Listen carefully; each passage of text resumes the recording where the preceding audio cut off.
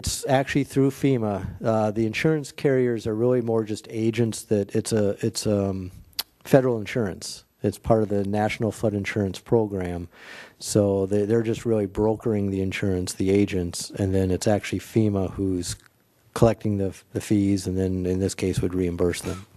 Mr. Mayor? All right, thank you. I got a Mr. question. Given these people coming out to both here at the Leisure Village and north of City Hall. I'm sorry, it's Village at the Park. Village at the Park, okay. How many houses or residences will remain in the flood control that we're estimating about 3,000. So from the 8,000, we'll have reduced it down to 3,000. The remaining 3,000, most of them are in Leisure Village. Okay. And they're in a unique circumstance out there that there are a couple options we had presented a while ago to the board and the manager, and at this point they're choosing to deal with FEMA on their own. Okay. Any other questions? Okay. Thank you. So was that all you had? You didn't have anything else, Dan? That's all staff has. I know we've got to go, but Ms. City Attorney, do you have anything tonight? I just got about 30 minutes worth of comments, but man, you're throwing me a curveball. No, I have no comments. Okay. So with that, we're going to adjourn to a study session. We'll be back at 7:30.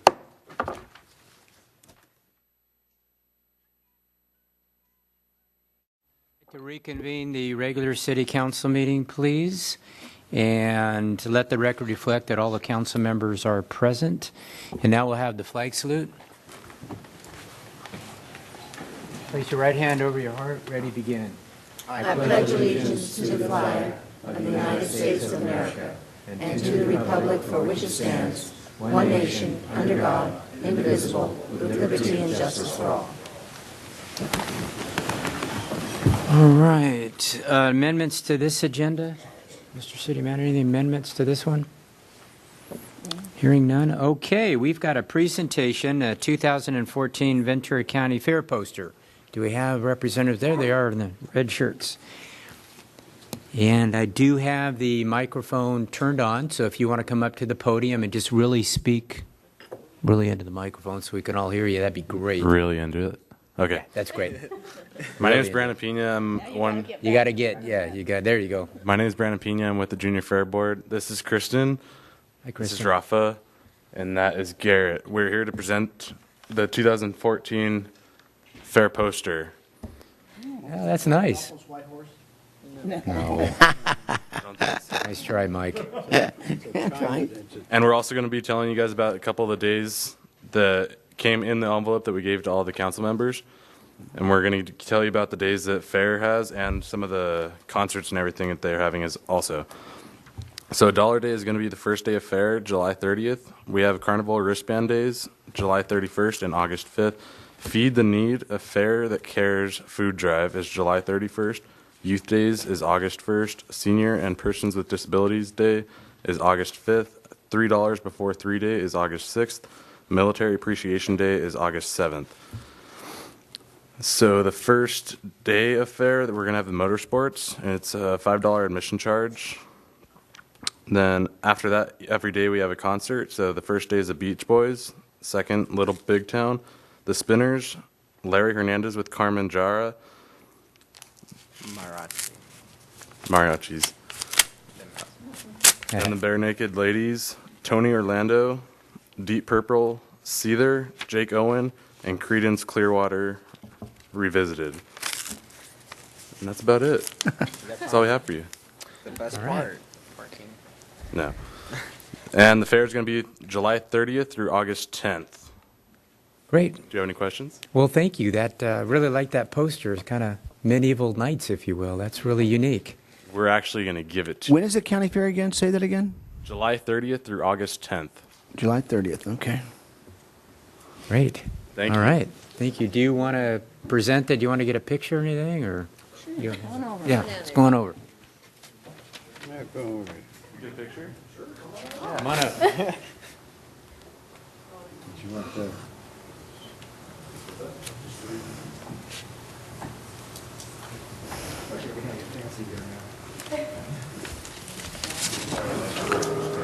All right, we're going to have a little photo up here. Let's everybody. And let me get your name, please. Garrett Newman. Rafa Hernandez. Kristen Harvey. Brandon Pina. Okay, well, that's great. That's a great poster. We love horses here in town, and that is very unique. I really like that one. That reminds me of medieval times, if you will. So let's present that. We'll get a little photo up here. Everybody kind of scoot in here. How's this? Oh, that's great.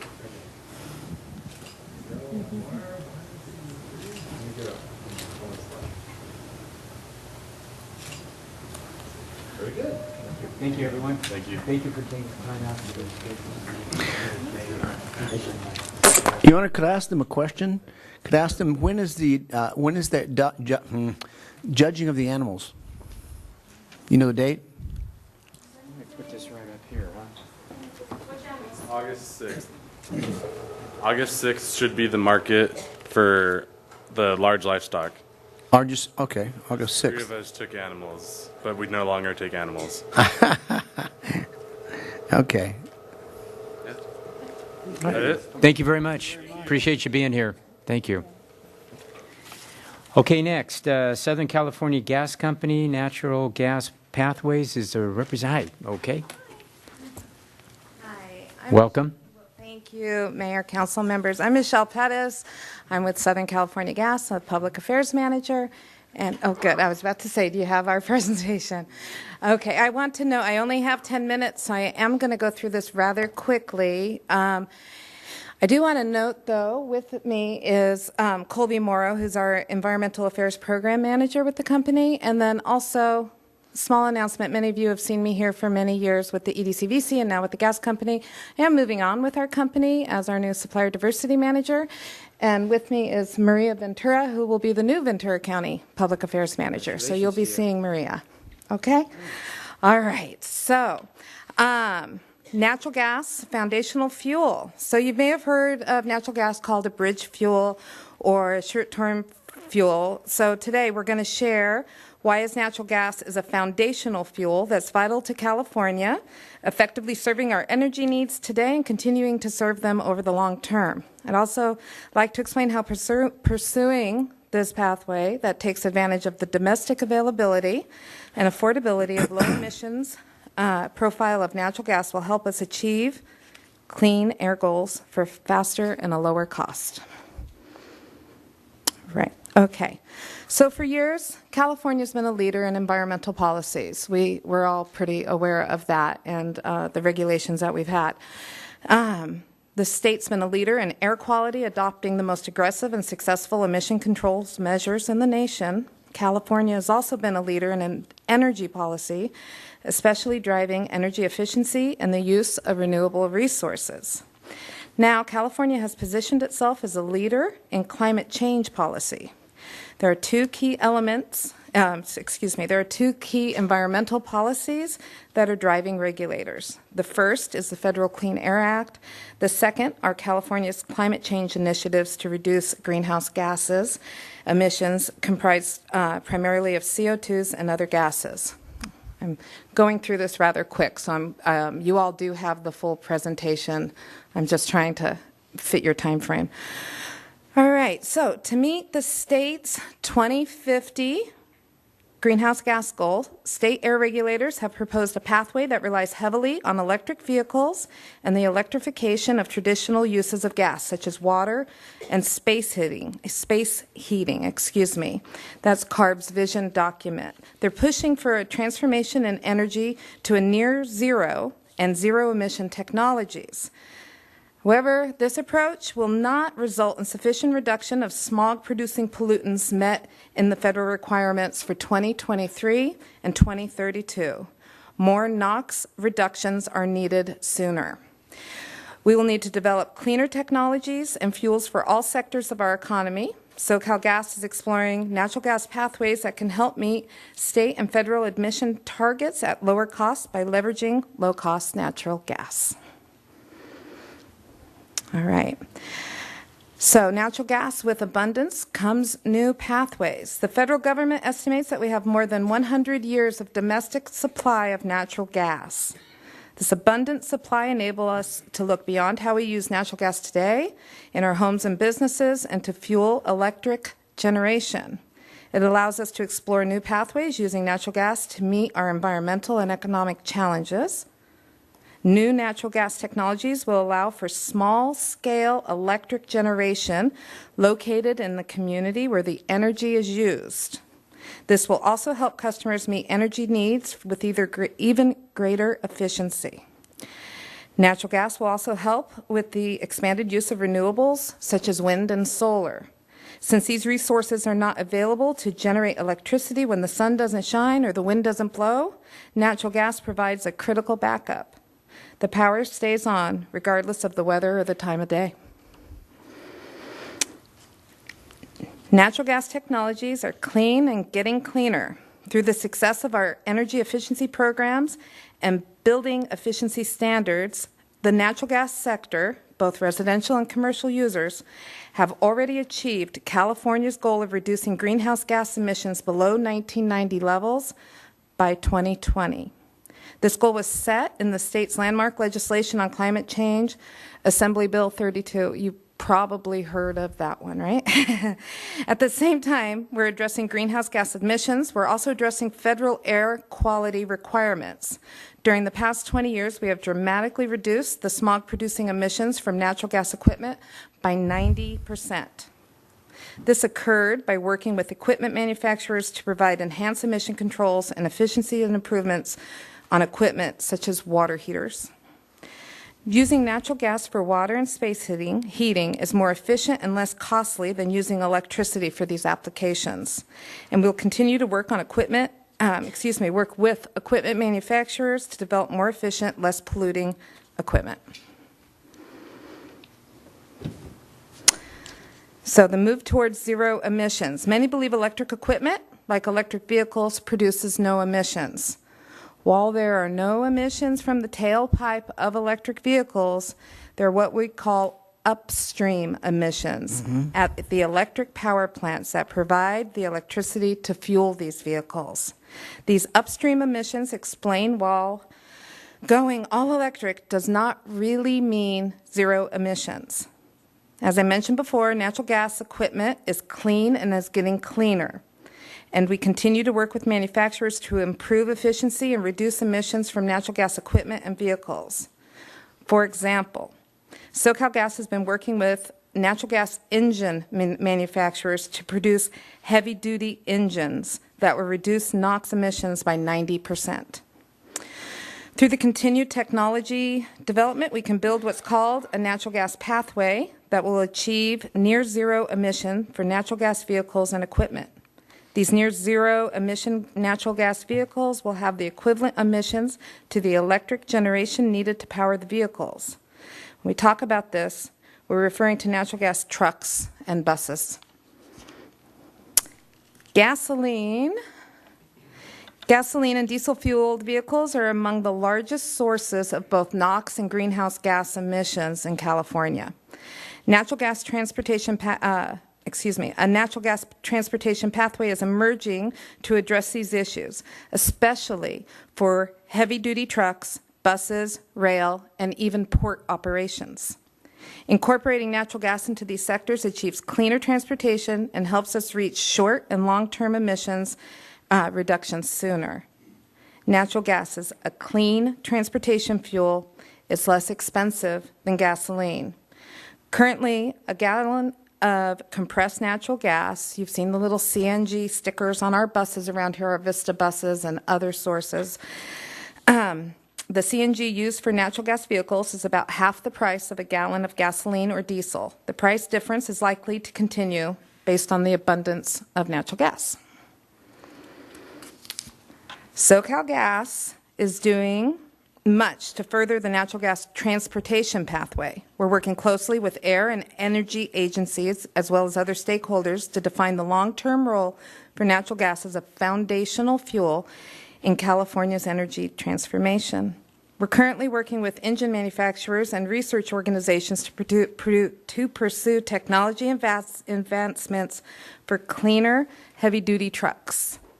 We've launched new services to support the development of natural gas fueling infrastructure to help expand the availability of renewable natural gas.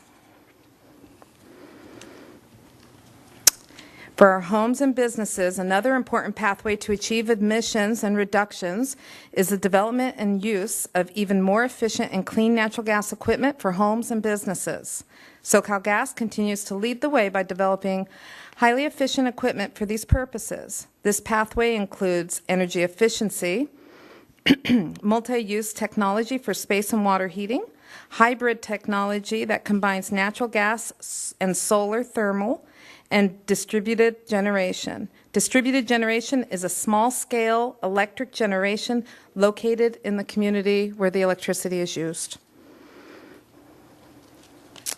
Decarbonizing electricity. Natural gas will play an important role in reducing the carbon profile of California's electric supply. Natural gas puts the able in renewables, providing a consistent power source for electric generation when the sun isn't shining or the wind isn't blowing. By supporting these renewables, natural gas helps decarbonize the electricity, which means we reduce the carbon dioxide and other greenhouse gas emissions. We also see a growing role for natural gas in distributed generation, such as combined heat and power, where electricity is generated from natural gas and the resulting heat is captured and put out for space and water heating, making the system highly efficient. Other examples include microturbines and fuel cells that use natural gas to generate electricity on site. We have a project here in Ventura County down at Gill's Onions in Oxnard that has been employing some of this technology very successfully. The increased efficiency also helps decarbonize electricity. On to the cows. Okay.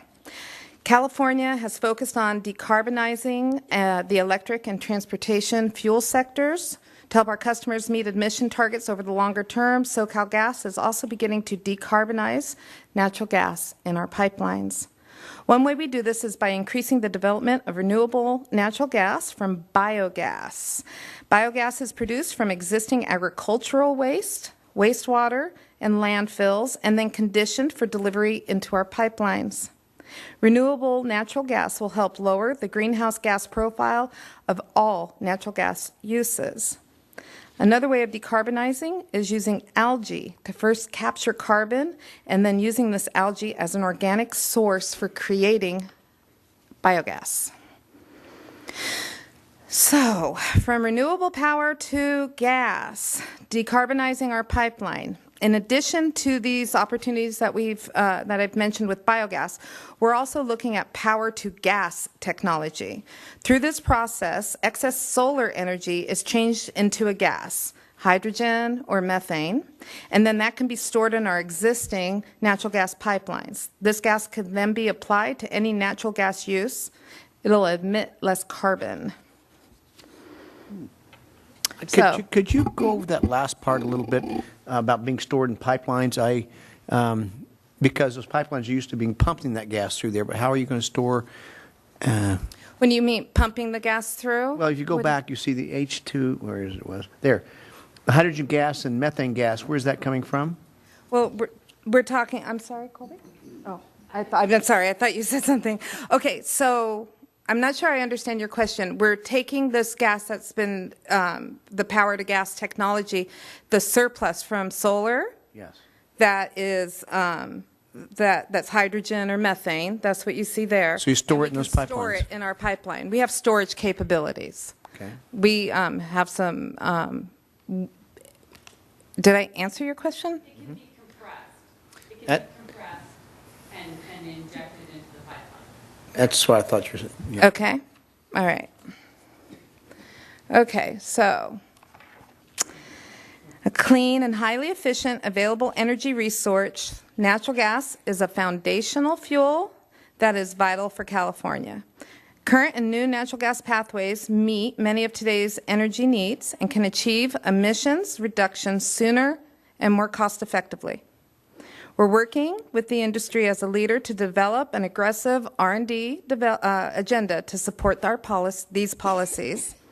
New technologies and additional investments will continue to improve the performance of natural gas and lead to long-term pathways, maintaining the foundational role of natural gas in our energy future.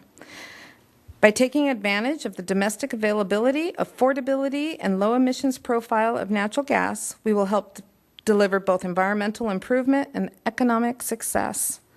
Well, we're just beginning to reach out to our stakeholders about the importance of natural gas as a foundational fuel. In the near future, we may be looking for your support. Please start thinking about ways that we could help broaden the reach of this critical message and how we may engage others in the community, help meet any needs the city may have. If we would like to discuss this further with the appropriate city staff about how Camarillo can engage in more innovative use of natural gas to help meet your energy needs, we're happy to have that conversation. And there's a couple more slides in here that you can look at later for your reference, but I'm going to end on that so I can meet your time requirements. Yeah, I have just if I could start off, just a little question.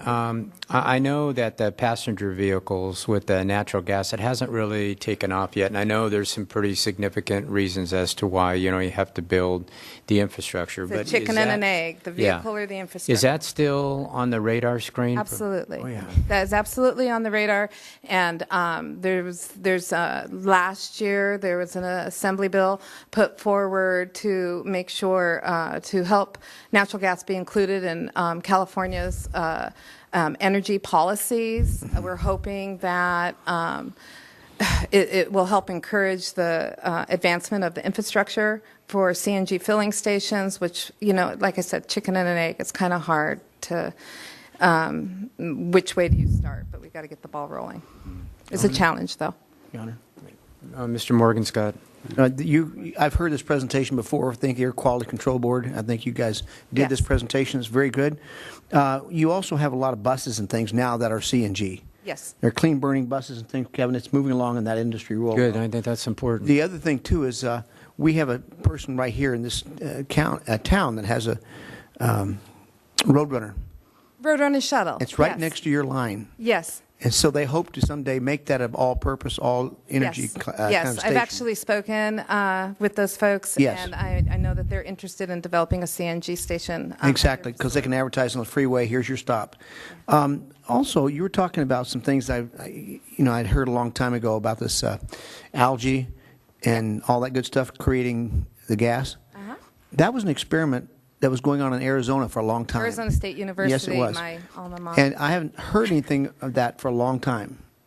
Okay, well, I can't speak to that directly. I'm not exactly sure where it's at, but it is continuing. Growing algae as the formation for biogas to then go from there is something that we have been working on, and it's still part of our R&D and our plans for the future. And lastly, last question, are you not trying to put in this kind of a plant over in Oxnard to store natural gas and make a power plant over there with that? I'm not sure what you're referring to. Well, there's a mini plant. What do you call that thing? A peaker plant. The peaker plants. That's Yes. with Edison. That's not with our company. Okay, I thought that you were working with someone over there to try to put one in. There is, much of, over 50% of California's electricity is derived from natural gas. Right. And so we do have a pipeline going into that facility, and we do have a relationship, but that is Edison's project. And they're going to have that storage thing you were talking about, that battery, to store. The flow battery? Yes. Yeah, I believe so, yeah. So that will help them maintain it. Okay, good. Yes. That's all. Questions? Anybody else? I just have one question. Mr. Little? Could you elaborate on this decarbonizing the electric transmissions? Or Yeah, let me go to my notes here because I don't want to I'm miss. not quite sure I understand what that all entails. And Well, Colby, could you help me on this? You can come on up to Yeah, the come podium on. if you would, please. I have a really loud, I can project. You do project well. So, but we're But we need, televised. We need to get you on top of there. I'm so sorry. Hi, Colby Morrow. So you're specifically interested in decarbonizing the electric system? just clarify what that entails and Right, why it's beneficial. Right. So as Michelle said, natural gas is burned to produce electricity with turbines. Now, what they want to do is put in lots and lots of solar and lots of wind, and that doesn't have carbon emissions. So that's decarbonizing the electricity grid. In terms of us decarbonizing the pipeline, right now, as you know, we use fossil natural gas that's pumped out of the ground. About 10 to 15% of our supply in California is actually produced locally. For example, in Ventura County, Santa Barbara, San Luis Obispo County, San Joaquin Valley,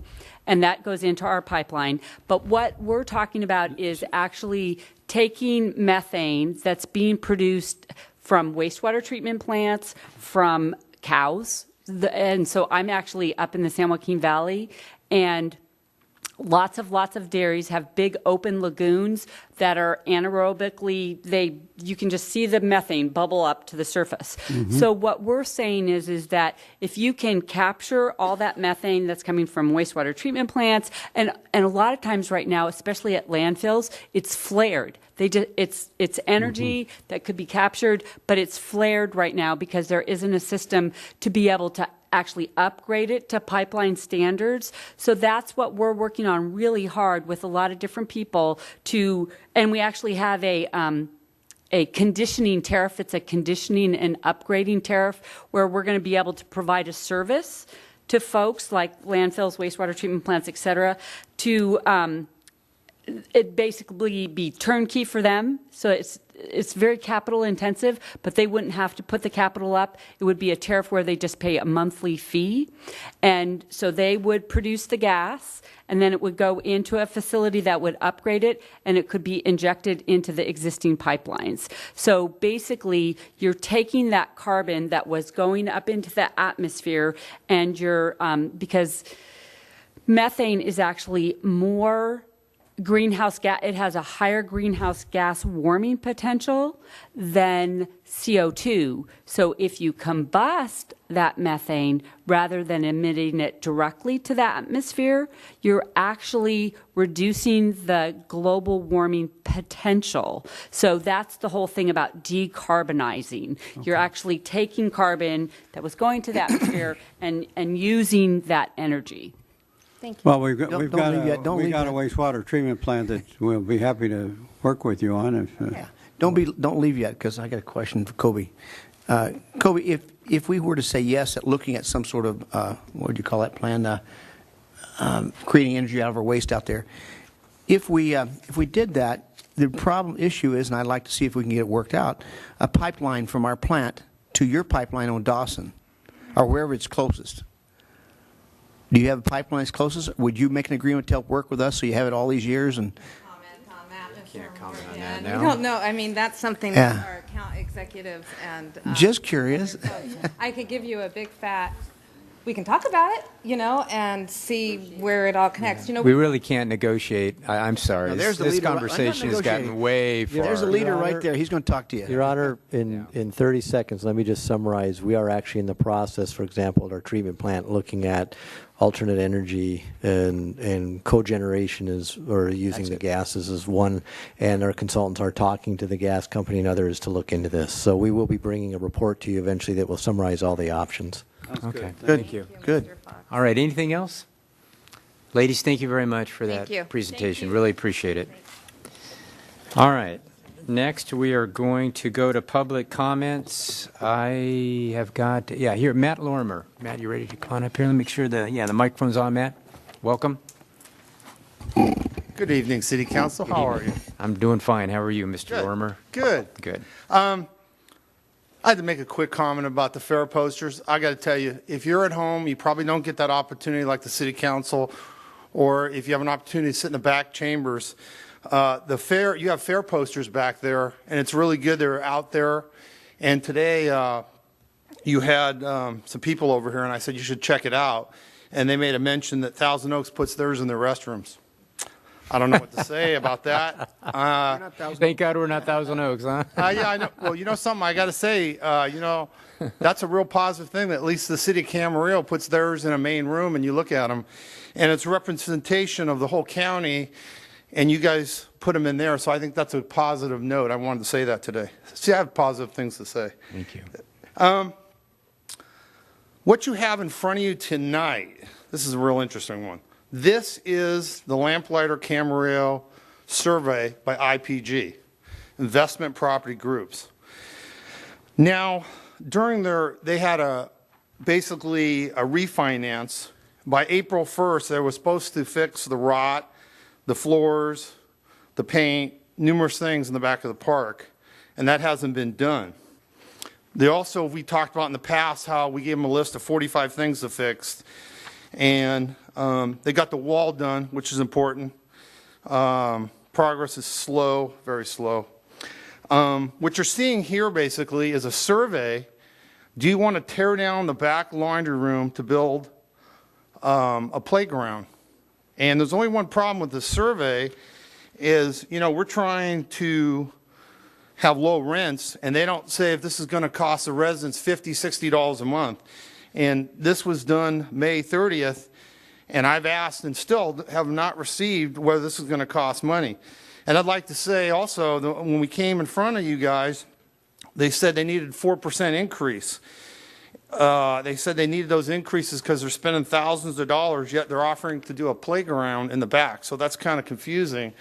And so I'm hoping that you pass this along to Bruce Fing. We get some kind of answers on this. Again, I love a playground. I think people would like that. But remember, our rents, the move-in rent at Camarillo is $1,029. If other cities that have rent stabilization, you're looking at $670. We are one of the highest parks. And so what we don't need is additional increases, and we need the work to continue. We're still looking through all the avenues. It's going to be a long road, I can see. But I thought this was very interesting that you do a survey and ask people if they want a playground, but don't tell them that you might stick them with an additional cost. So we're still looking for clarification. Hopefully Bruce can look into that.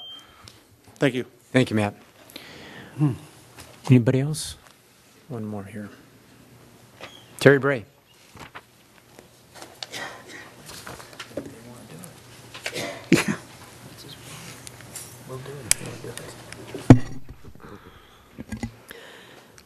Good evening. My name is Terry Bray.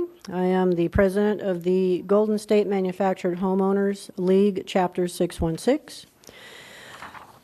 The residents of Lamplighter Mobile Home Park are actively accruing the finances needed to secure legal representation to perpetuate the quest to have a mobile home rent stabilization ordinance formulated and implemented into the city of Camarillo.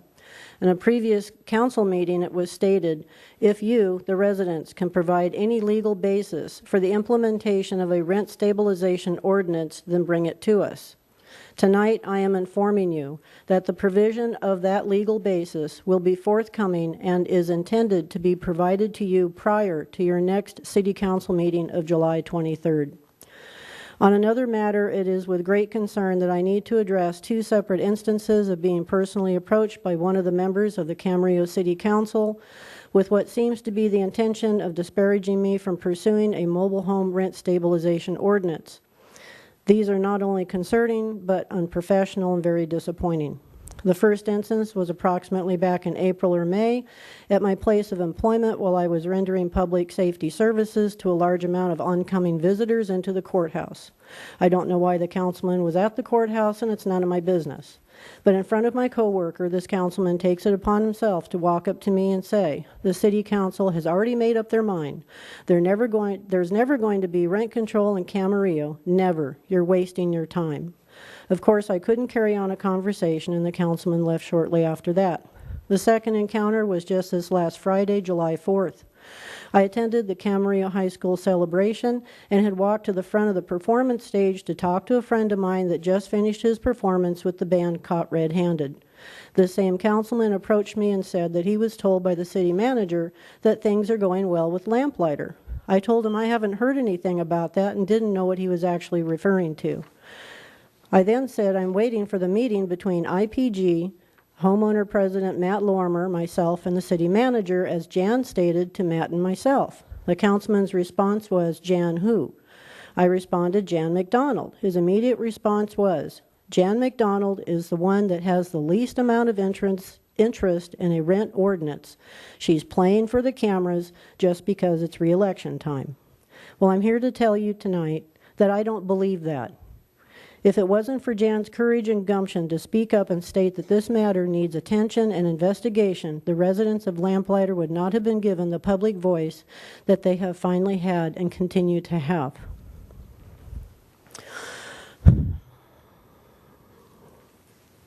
Myself and the voting citizens of Lamplighter Mobile Home Park are putting our faith and our trust in your hands to be fair and impartial, and it saddens me to inform you of these unfortunate and alarming personal encounters with one of you. Thank you for your time. Thank you, Terry. Okay. All right, public. Okay, the next. Is there anybody else who would like to address the council on public comments? Okay. Moving that. I'm sorry? That's Matt. Okay, so the next is a public hearing, and it's a resolution establishing a new user fee schedule. Do we have a staff report on that? Yes, sir. Dan, are you going to take that? Or I'll take that, Honorable Mayor. Mr. Campbell, okay. The item before you tonight is an extension of the 14-15 budget process. You will recall at our June 7th budget study session, we discussed revenue projections for the fiscal year 14-15 in great detail. In presentation of a balanced budget, we called attention to the fact that it reflected an adjustment to reflect any year-over-year changes in the labor costs that serve as a basis for our user fees. And if you will recall, on April the 9th, we revised the City Council Policy 3.01, Budget and Fiscal Policy, to provide a mechanism to conduct this annual adjustment review of our published user fees. Some perceived benefits of an annual review are, from staff perspective, it is a tool used to ensure our path to fiscal sustainability. It allows us to quickly adjust the recovery level to ensure the objective goal of 100% cost recovery. Thirdly, it smooths the year-over-year adjustments rather than having a cumulative year adjustment like we had to implement just a few years ago in 2012. And I believe that covered a year of almost about 10 years with no adjustment to the user fees.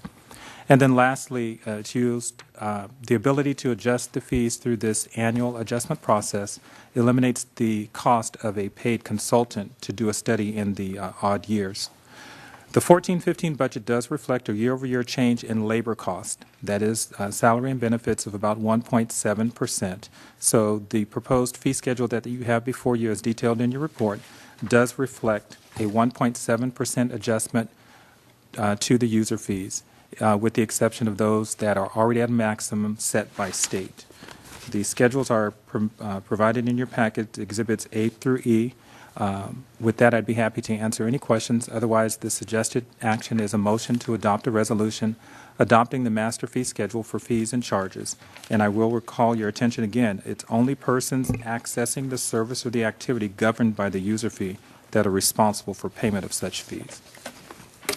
Ronnie, I have a question. It's been, I think, about a year, and I think I'm trying to get my hands around this. Let's say that an inspector goes out and it takes him, 15 minutes. Is it a flat fee that he charges? Like, in other words, is it based on the minutes that it takes him, or is it just a flat fee that he charges, or she charges, whoever the case may be? I think the fee that you're referencing is the stormwater inspection fee. Yeah, that's actually the one. And that's a fee, if you recall, we have adjusted it from the first time we implemented. The stormwater fees were part of the original implementation that was done in 2012. What we've done in a couple of times since then is gone back, looked at creating various subcategories to reflect the amount of time that it would take for various types of inspections. So those subcategories are reflected in this fee schedule. And for instance, if one job were to take a half an hour less than another, then that sort of subcategory is created within that fee.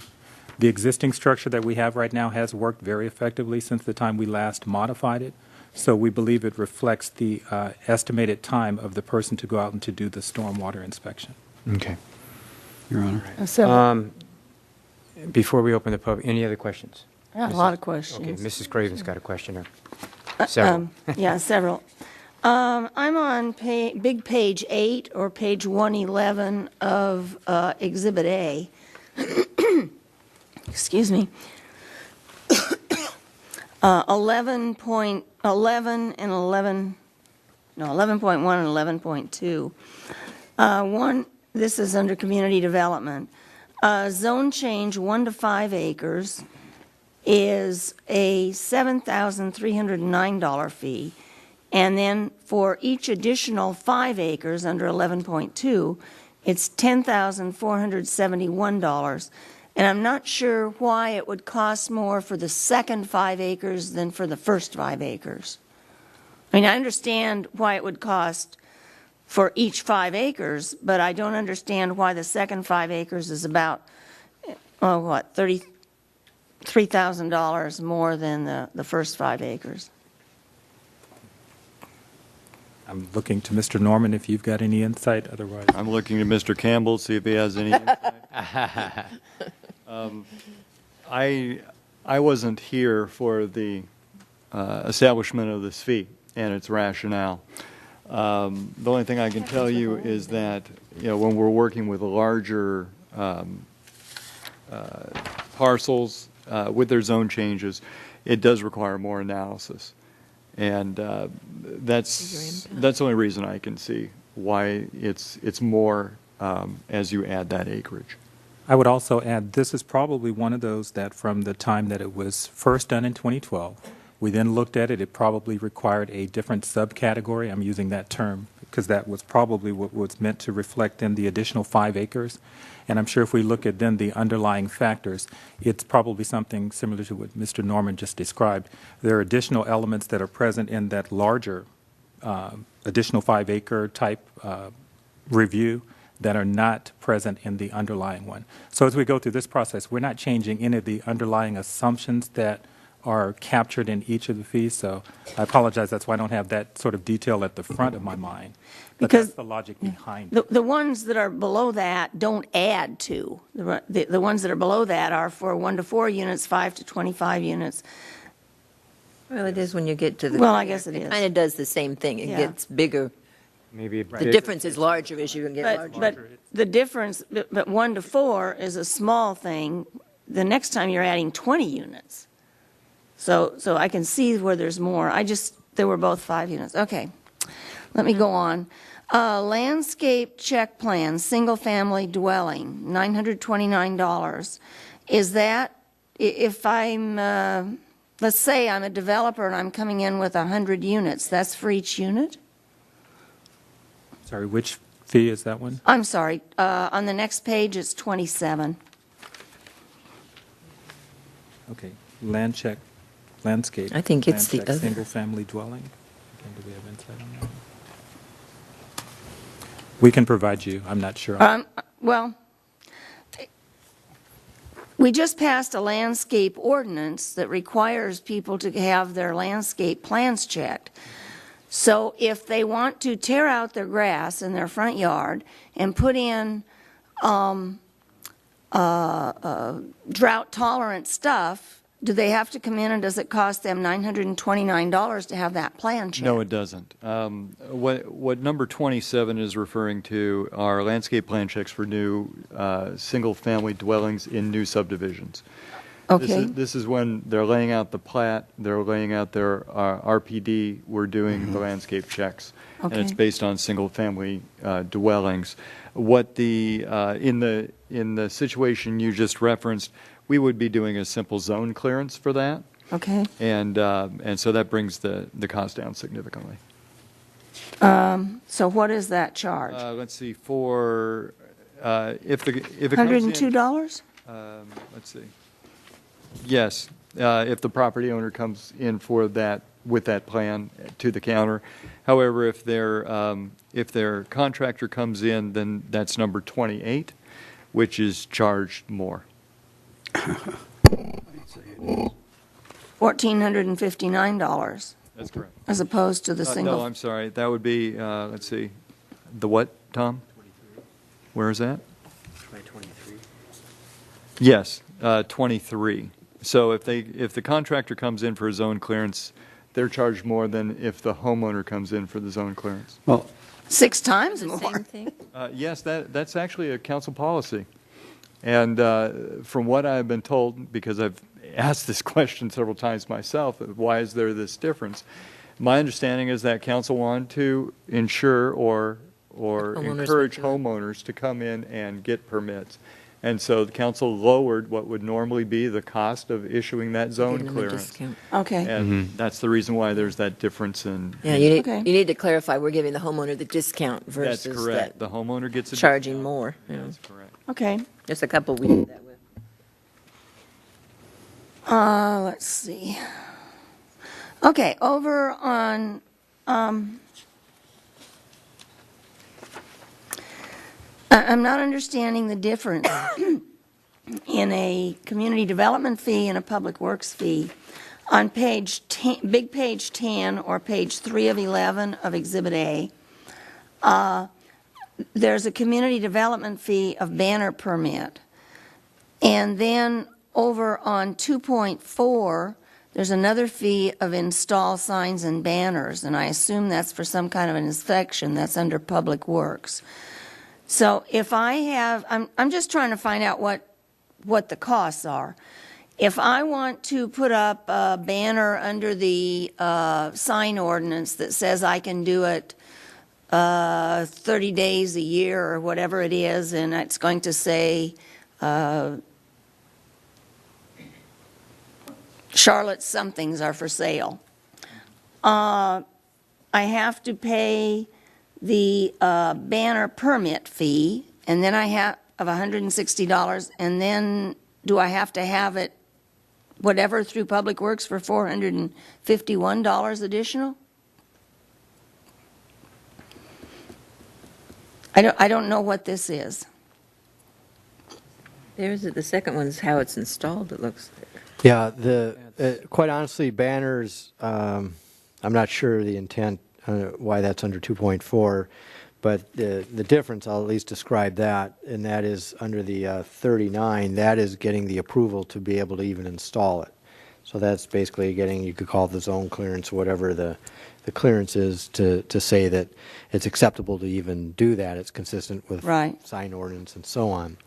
2.4 is where we need an inspector to go out and make sure that as they install the device, they've installed it per plan and meet our standards. $600.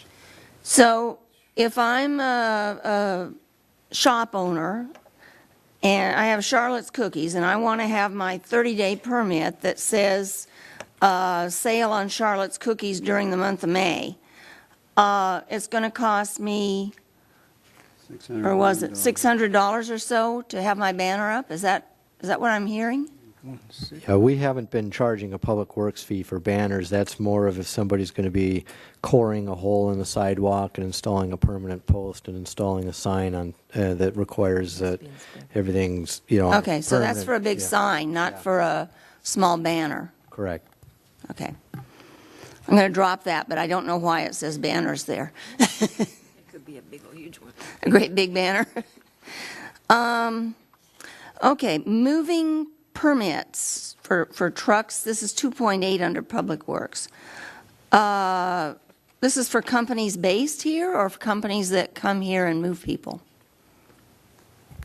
This is there's actually a state requirement that trucks of a certain size have to obtain an oversized vehicle permit. So if they're too large or too heavy to normally traverse the highway without additional permitting, they're required as they travel through each agency to come and get an oversized vehicle permit.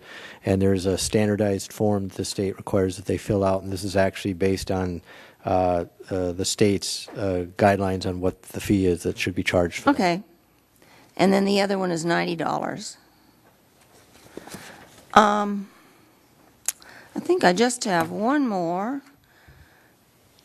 And I forgot to mark it.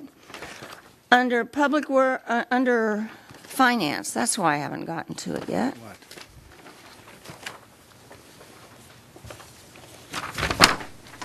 On the back page, page 8, big 18, there's a taxi cab driver owner permit. And I'm going back, I don't know if this is a question relevant to this or not, but it's the time to ask it. I'm going back to a discussion we had quite a few months ago. And I remember we were talking about the Metrolink lot, parking lot. And Mrs. McDonald asked if anybody ever kept track of the taxi cabs or if we knew how many were here or anything. And I remember Mr. Fox saying, no, we don't do that.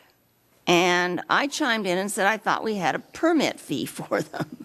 And so here is a taxi cab driver owner permit fee of $310. So my question is, do we or don't we charge them the permit fee? And if we do, then we know who they are, which Or who they shouldn't be. Yeah, and city attorney can perhaps elaborate, but there was some research that I think is still ongoing. We're looking into exactly how we regulate, permit, and control taxi businesses in the city. And what we found is actually most of the taxi service in the city, their home office is not in Camarillo, and we're bound by how we can regulate and charge them fees. So I guess the answer is yes, for a taxi company that resides solely in Camarillo and that's their home office, we could charge them a fee. But I think the research found that we didn't have anybody that fell in that category. there's one around that says Camarillo Taxi Company, and it has a Camarillo phone number, a 482 or 484. Yeah, and again, I don't have the details on. Maybe that's something we can. I think that's perhaps. Brian, you can elaborate on where we are with the research on that. Yeah, I know Mr. Davis is researching that, and we don't have a final answer for you on it yet. My recollection is that there was going to be perhaps an ordinance that we were going to prepare on it, but I can check with him and report back to you on that. Could you please? And next time I see that Camarillo Taxi Company driving around, I'll get the phone number. We can call them and find out where they're based. Okay. Anything else? Anybody else have That's all I any had. questions or anything? Mrs. McDonald? I do. Can you tell me again, how did we come up with the 1.7%?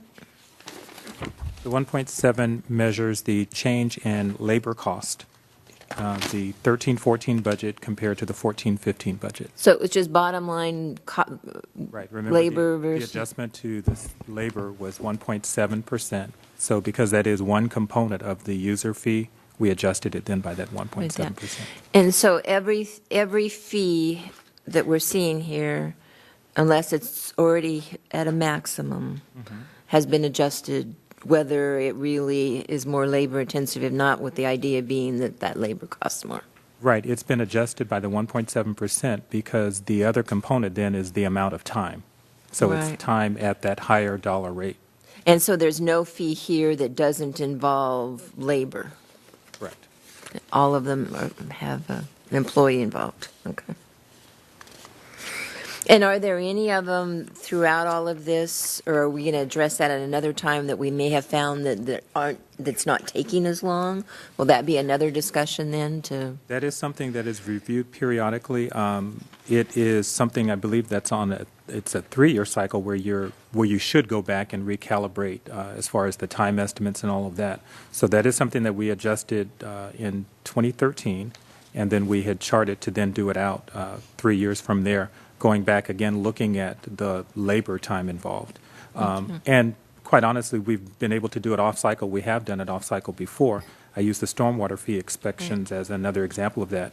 When we found that, yes, going out and doing perhaps this type of inspection is a little bit different than the one that was originally created.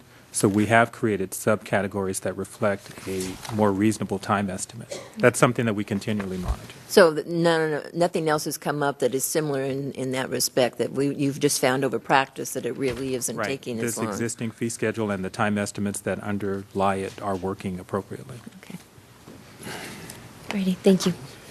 Any other questions at this time? Yeah, just a couple. Comments or questions? Questions. On page 1, I say page 8, big 8, you have the tentative track map in 3 different categories there, and you have different numbers, 5 to 25.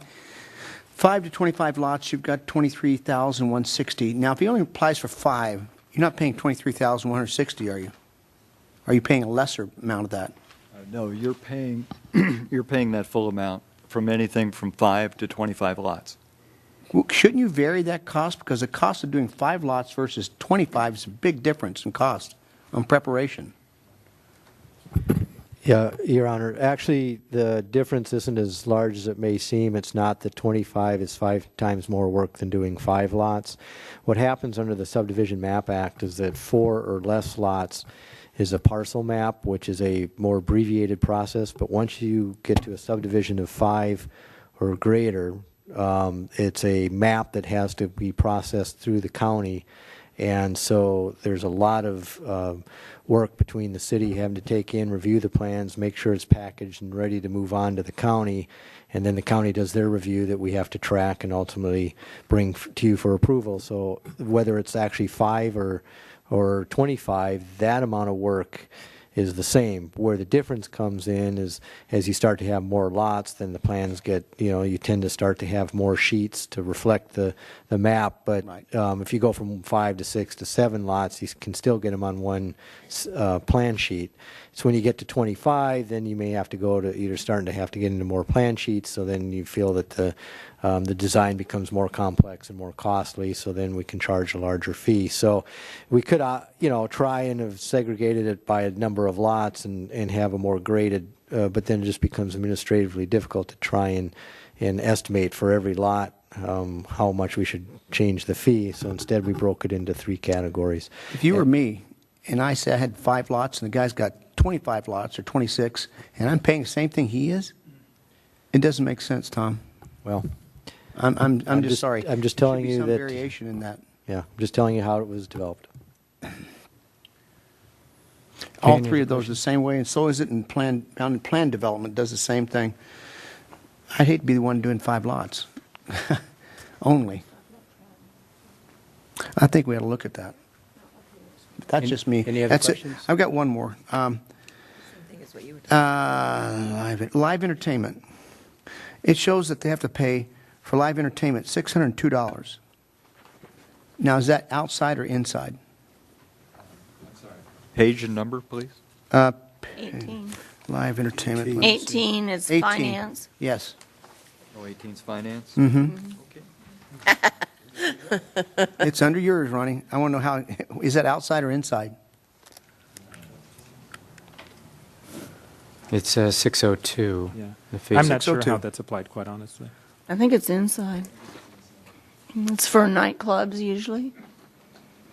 So if some Bars. restaurant or bar wanted to have a little entertainment, they'd have to pay $602. I think it's inside, but I know we've also had instances when it's come through finance where it's been on patio areas. So how you define patio area, whether you define that inside or outside, it is a live entertainment Okay. permit. So live entertainment at a facility, Yes.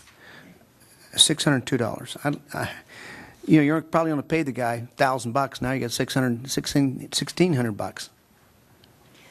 You can get that That permit live for a enter- year, I can't know. you? That live entertainment permit requires code enforcement, police department, and sometimes other departments to check the permit history with that particular restaurant, if there have been any calls for service because of prior live permit issuance.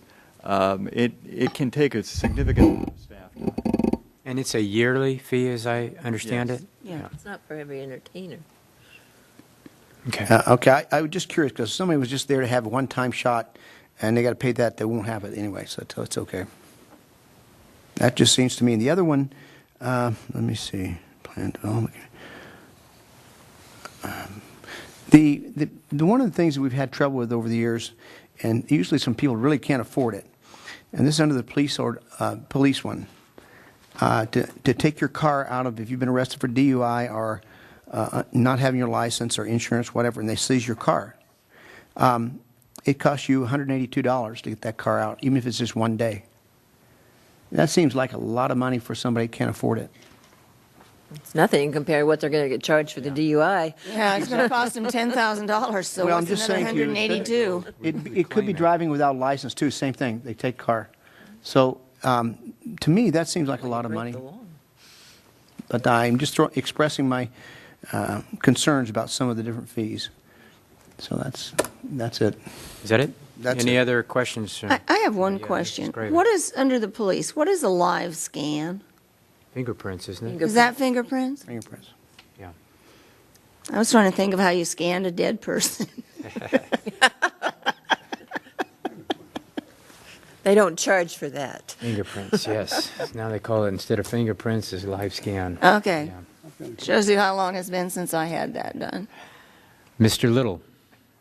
Yeah, I mean, I've been listening to this conversation going on, and it seems to me that most of these fees have been in place for many, many years, and it's just these fee increases have just been keep going calculated one year after another on them. Is that the way it's built? When was the study done? Just a year or two ago, right? No, it was just done a year or two ago. It was done in fiscal year 11-12. And in fiscal year